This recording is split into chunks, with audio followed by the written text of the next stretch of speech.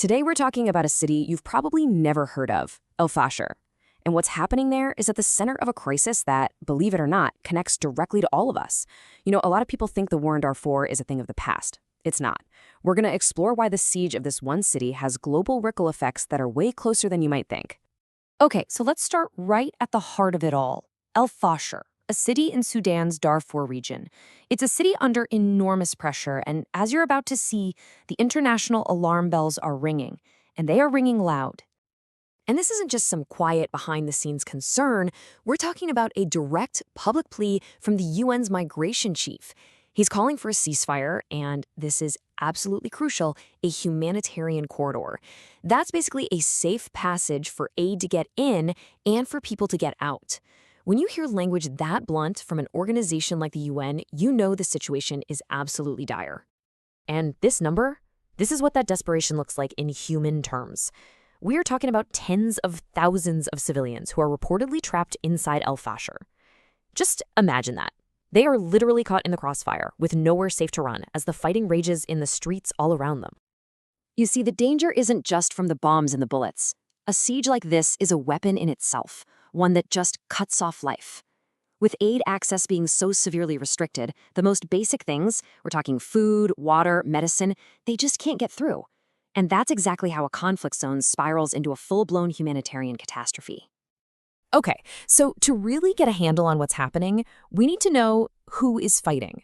Who are the forces that are locked in this devastating battle for Darfur? The conflict basically pits two main groups against each other. On one side, you have the Sudanese army, the official state military, and on the other, you have the Rapid Support Forces, or the RSF. Now, this is a really powerful paramilitary group that grew out of the Janjaweed militia, which you might remember from the earlier Darfur conflict. It's their bitter struggle for power that has turned El Fasher into ground zero for this entire crisis.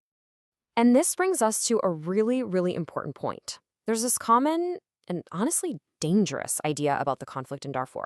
You could call it the forgotten war fallacy. So let me just ask you, when you hear the word Darfur, does it sound like something from a few years back? A conflict you thought was pretty much over. For a lot of people, the answer is yes. But that perception is just tragically wrong. Yeah, that idea couldn't be further from the truth. The conflict in Darfur is not a memory. It's an active, extremely volatile crisis that is happening right now. And the fighting in El Fasher, it's just the latest brutal chapter. So what does volatile actually mean for the people on the ground? Well, it means huge numbers of people are being forced to flee their homes. It means that life-saving aid, like we just talked about, is being blocked.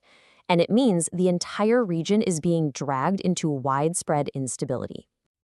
And here's the thing about that instability. It doesn't respect borders. This is where the story shifts from a regional crisis to a truly global issue. What happens in Darfur creates ripple effects that are felt thousands and thousands of miles away. You can think of it like a chain reaction. It all starts with the fight for a single city, like El Fasher.